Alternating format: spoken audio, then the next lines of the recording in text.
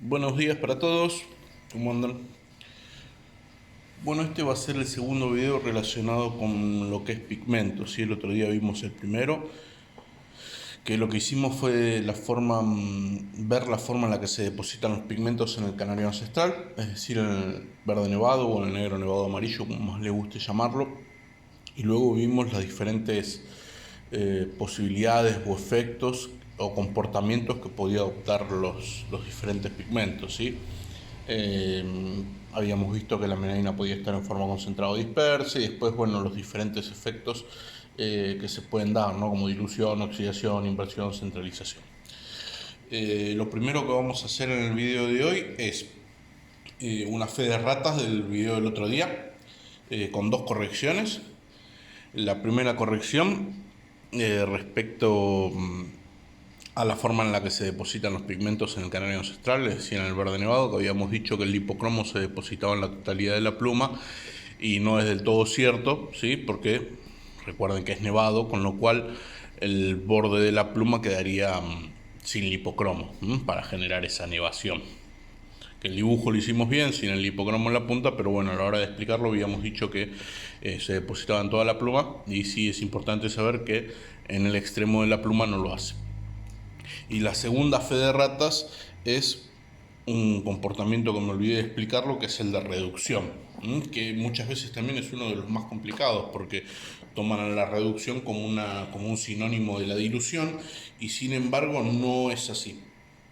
¿Por qué? Porque la dilución habíamos dicho que disminuía el tono, ¿sí? Hacía que la tonalidad del pigmento sea más clara. Sin embargo, la reducción no lo hace. La reducción lo único que hace es achicar el área de depósito del pigmento, ¿sí? La tonalidad del pigmento va a ser exactamente la misma, pero en un área de depósito menor. Mayormente lo relacionamos con la mutación ágata, debido a que se dice que se encuentra estandarizado con un diseño fino y entrecortado, por lo cual lo relacionamos con un canario reducido, justamente porque el tono del diseño, el tono de la melanina en el diseño, tiene que ser lo más negro y brillante posible, al igual que un negro, pero en un área de depósito menor. Por eso hablamos de reducción. Algo similar ocurre con los canarios mosaicos, por ejemplo, ¿sí? Que la tonalidad del lipocromo tiene que ser exactamente la misma que la de un intenso o un nevado, pero con un área de depósito menor, en sus áreas de selección. Por eso ahí se habla de reducción. Y lo que vamos a ver hoy en este video va a ser básicamente todas las mutaciones y la forma en la que las mismas actúan. Acá hice una distinción, ¿sí? Entre tipo, categoría y variedad. ¿Por qué? Porque, bueno, de acuerdo a la mutación afecta a una u a otra cosa, ¿no? Hay mutaciones que afectan al tipo, es decir, a la melanina. Hay mutaciones que afectan a la categoría, es decir, a la estructura de pluma y área de depósito del lipocromo. Y finalmente hay mutaciones que afectan a la variedad, es decir, al color de fondo del canario.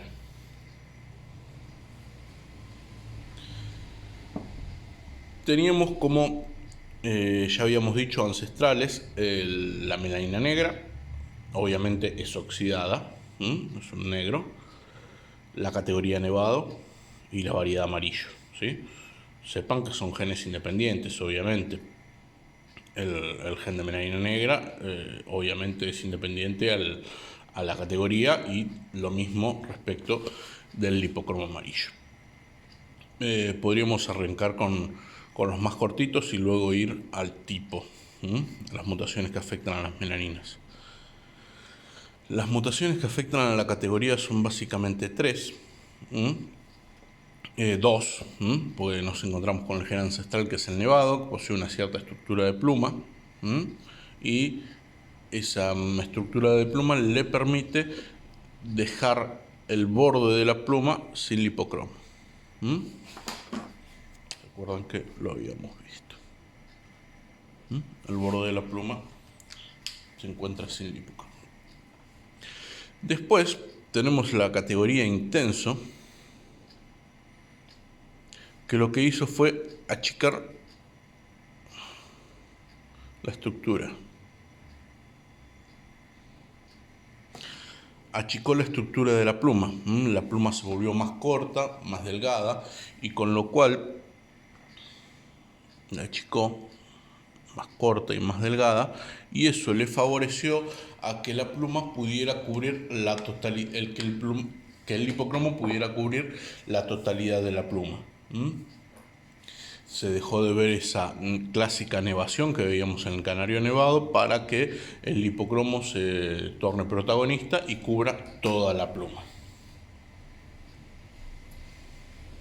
Es una cuestión de estructura de pluma debido a que existen canarios nevados sin nevación y existen canarios intensos con nevación. El que haya o no haya nevación no es una característica propia de la mutación, sino que la mutación lo que hace es modificar la estructura de la pluma. Y con ello, al modificar la estructura de la pluma, al ser la pluma más chica o más grande, tiene mayor o menor predisposición a cubrir o no el lipocromo su total extensión.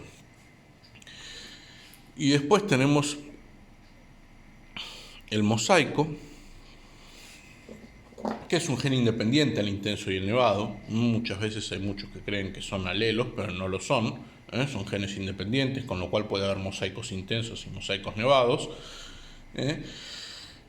Lo que hace también es modificar la estructura de la pluma y a su vez reduce las áreas de selección, de concentración del lipocromo. Lo reduce a ciertas áreas que fueron estandarizadas en forma distinguida entre macho y hembra, ¿sí? Eso ya forma parte de lo que es estándar, ya no responde al comportamiento pigmentario, pero sí, mayormente el macho es máscara, pecho, hombros, rabadilla, y la hembra de igual forma, pero en vez de poseer máscara tiene el trazo ocular. Entonces el tono tiene que ser el mismo, pero reducido a ciertas áreas de selección. Después tenemos las mutaciones que afectan a la variedad, es decir, al lipocromo amarillo. Una es el factor rojo, que fue incluido en la canaricultura gracias a la hibridación. Y bueno, lo que hace es modificar el lipocromo de fondo. En vez de ser amarillo, será rojo. El blanco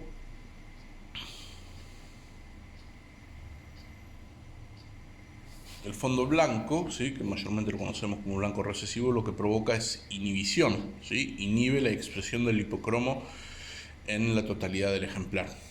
Ese es el efecto de la mutación blanco. Blanco dominante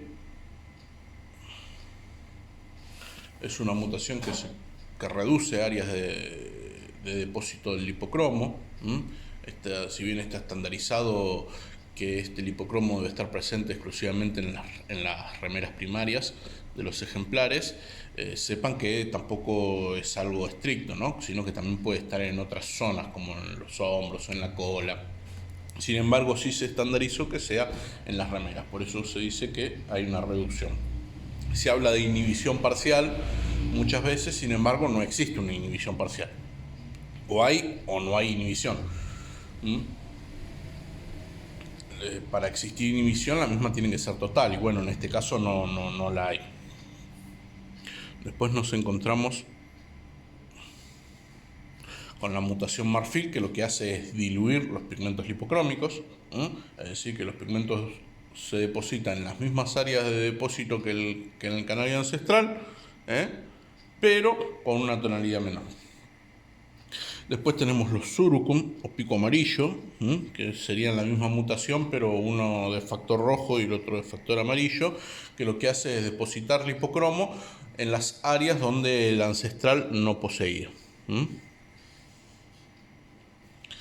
Esto rápidamente se relaciona con las partes córneas, sin embargo no es exclusivamente las partes córneas, ¿sí?, debido a que también afecta a lo que serían las categorías, ¿sí? la nevación deja de estar desprovista del hipocromo para pasar a poseerla, ¿eh? Para pasar a poseer el hipocromo. Y los mosaicos lo mismo, las áreas de ausencia del hipocromo que debían mostrarse blancas o dependiendo del fondo melánico que correspondiera, se verían con el hipocromo, en una tonalidad inferior a las áreas de selección, pero se verían. Y finalmente tenemos las alas blancas, que bueno, no es una mutación propiamente dicha, sino que es una selección opuesta, que lo que busca es que las plumas largas sean lo más blancas posibles, pero en este caso no tenemos una mutación. Bueno, explicamos los efectos típicos de las mutaciones que afectan a la categoría, es decir, a la estructura de pluma y el color de fondo del canario, a la variedad. Y ahora nos vamos a ir con lo más extenso, ¿sí? Lo más complejo, que son las mutaciones que afectan a las melaninas. Tenemos en primer lugar el canario ancestral, obviamente melanina negra y melanina oxidada.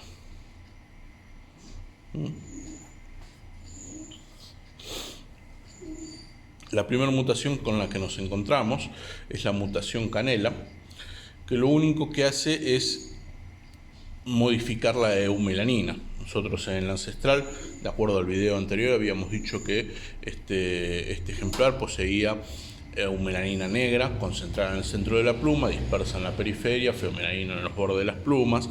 Lo que va a hacer la mutación canela, o Bruno como lo llaman en Europa, es dejar las áreas de depósito tal cual existían en el negro.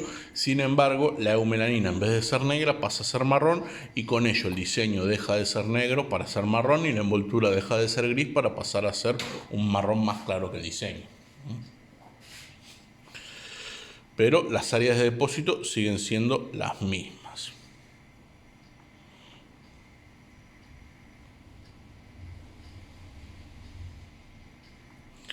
La mutación ágata siempre se la llama como una reducción, debido a la estandarización que ha sufrido la mutación, ¿sí? Que se la reconoce como un reducido por los deseos que tenemos de que tengan diseño fino y entrecortado. Sin embargo, eso no es más que un deseo, ¿sí? Una estandarización realizada.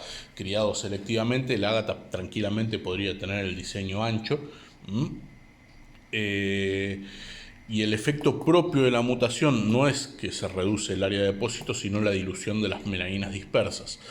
Es una mutación que afecta en forma exclusiva a lo que denominamos la envoltura.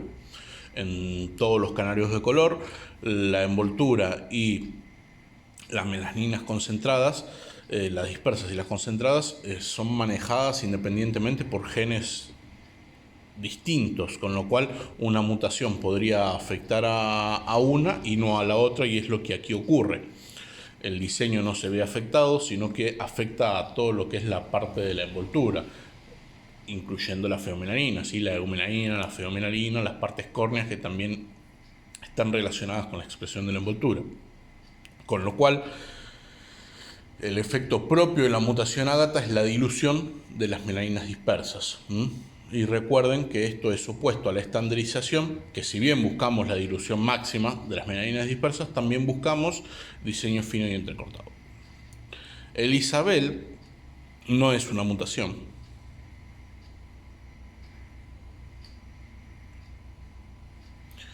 No es una mutación para nada. El Isabel es una combinación de las dos mutaciones que explicamos precedentemente, el canela y el ágata, ¿sí? Recuerden que son genes diferentes. El canela es una mutación que afecta al color de la melanina, pero la melanina sigue siendo oxidada.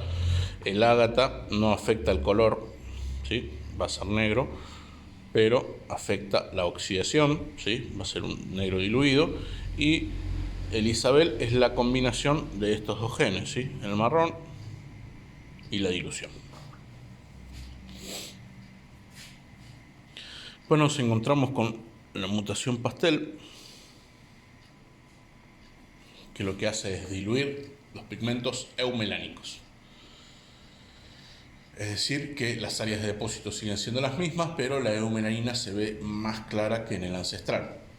El pastel es otro de los ejemplos relacionados con lo que explicamos del ágata, que fue estandarizado de una manera. ¿Por qué? Sucede más que nada en los marrones, en los canelas y en los isabeles, que se los busca sin diseño. El canela se lo busca con un manto marrón y el isabel se lo busca con la menor presencia de melanina posible, pero sí perceptible. Y siempre se habló de una dispersión de la eumelanina marrón y de la feomelanina, sin embargo eso no es así, es más un mito de la canaricultura que otra cosa. Lo que sucedió en sus comienzos seguramente fue que al diluir las melaninas y al encontrarnos con pájaros sumamente feomelánicos, piensen que la mutación pastel es una de las primeras que surgió, con lo cual los pájaros tenían mucha cantidad de feomelanina, y la mutación pastel lo que hace es afectar la eumelanina pero no la feo. Entonces en un canario negro no había problema porque sí se veía un contraste entre el gris del diseño y la feomelanina de la envoltura. Sin embargo, no ocurrió lo mismo con los canelas. Al ser pájaros sumamente feomelánicos y al diluirse la eumelanina marrón del diseño, se generó como una especie de manto, entonces se creía que había una dispersión de pigmentos. Sin embargo, esto muchos años después se comprobó que no era así, debido a que podemos encontrar en canarios estandarizados podemos encontrar pájaros con diseño, pájaros con ocelos y pájaros con manto, con lo cual se demuestra que no hay una dispersión, sino que puede haber diferentes grados de oxidación de uno u otro pigmento y se va a generar el ocelo, el diseño o bien el manto. Y después, bueno, también está demostrado por los criadores que crían cobres pasteles, por ejemplo, que muchas veces trabajan con canelas y obviamente estos canelas son correctamente diseñados. Después está la mutación ópalo, que más o menos ya explicamos en el video anterior qué es lo que hace, que es invertir, invierte la melanina, deposita la melanina en capas inferiores de la pluma. Feoíno. La mutación feoíno lo que hace es inhibir la eumelanina. La eumelanina no se expresa en el fenotipo. Muchas veces se confunde y se dice que oxida la feomelanina. No oxida la feomelanina, lo único que hace es inhibir la eumelanina. Luego, por una cuestión de estandarización, se crió selectivamente durante muchos años para oxidar lo más posible la feomelanina. Pero es independiente de la mutación, eso ya es selección. El único efecto que provoca es inhibir la eumelanina. El satiné tiene dos efectos distintos. Uno es el de inhibe la feomelanina y inhibe la eumelanina negra. Con lo cual, los canarios de eumelanina negra afectados por esta mutación no son aceptados, no están homologados y no se reconocen y no se enjuician. Sí se enjuician los fondos marrón, debido a que la eumelanina marrón se diluye y no se inhibe. Sin embargo, al momento de estandarizarlo, se lo estandarizó simplemente bajo el tipo Isabel.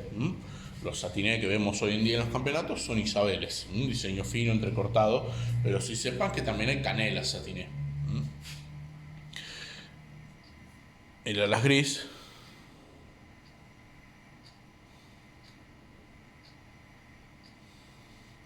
muchas veces se habla de dispersión en el alas gris, pero básicamente lo que hace es concentrar la eumelanina en la periferia de la pluma. Lo que solía ser el diseño, que es lo concentrado, pasa a encontrarse en el borde de la pluma, con lo cual vamos a observar en los ejemplares el diseño de escamas o ocelado, como más le guste llamar, característico de la mutación.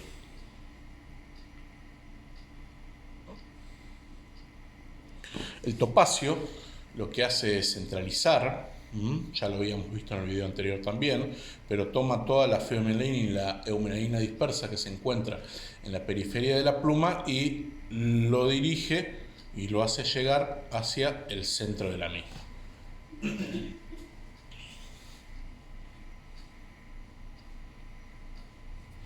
El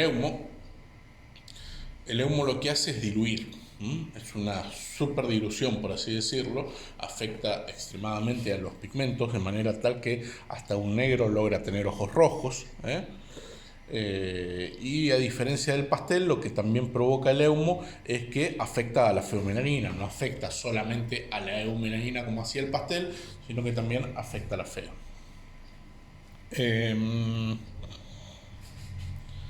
Después tenemos el ónix. Diluye. Después tenemos el ónix, que lo que hace es dispersar, es decir, que también lo vimos en el video anterior, es lo contrario a lo que hacía el topacio. ¿Sí? El topacio agarraba todo lo de la periferia y lo llevaba al centro, y el ónix hace todo lo opuesto, agarra lo del centro y lo desparrama por toda la pluma. ¿Sí? A eso le llamamos dispersión. ¿Sí? Las melaninas concentradas se dispersan hacia los bordes de la misma. Cobalto también ya lo vimos en el video anterior y lo relacionamos con los urucum, ¿se acuerdan? Porque hace lo mismo que hace el urucum pero con la eumelanina. O sea que agarra la eumelanina y la deposita en las zonas donde el ancestral no poseía. Esto mayormente se ve en el bajo vientre, que siempre el bajo vientre de los canarios prácticamente no tienen envoltura, ¿sí? Están desprovistos de melanina o tienen mínima presencia de melanina, y esto lo que hace es tornar la envoltura pareja en toda la extensión del plumaje. ¿Sí? En otra zona donde se ve es en la parte de las mejillas. El jaspe.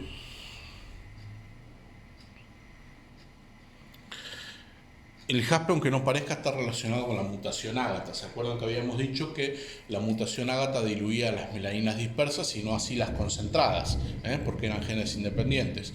La mutación jaspe es el contrario. Afecta a las melaninas concentradas y no así a las dispersas. Por eso mismo, en los canarios oxidados, la envoltura es más oscura que el diseño. ¿Por qué? Porque la envoltura no está afectada, sigue siendo la misma del ancestral, oscura, oxidada, y no así el diseño, que se encuentra sumamente diluido. Con lo cual, nuevamente repetimos que la envoltura va a estar más oxidada que el diseño. No ocurre lo mismo con los diluidos, con los ágatas y con los isabeles. ¿Por qué? Porque actúa la mutación de diferente forma. No es que actúe de diferente forma, sino que ahí también están entrando en juego la mutación de dilución, ¿sí? La que diluye la envoltura. Tenemos la mutación ágata o isabel que diluyen la envoltura, y tenemos la mutación jaspe que diluye el diseño. Por eso mismo vamos a encontrar diseño y parecería a simple vista que el comportamiento pigmentario es diferente de oxidados a diluidos, sin embargo no lo es, es el mismo. El mogno. El mogno no es más que una selección del ópalo. El ópalo, ¿se acuerdan que habíamos hablado de que invertía las melaninas? Sin embargo, el mogno lo que hizo fue una cría selectiva direccionada a oxidar y cada vez oxidar más los pigmentos, con lo cual ese efecto de refracción característico del ópalo se perdió, y se lograron tonos prácticamente muy parecidos a los de un clásico, ¿sí? Las melaninas brillantes y concentradas. Pero el efecto sigue siendo el mismo, la inversión melánica, sin embargo, con una cría selectiva direccionada a la pérdida de la opalescencia, por así decirlo. Y por último,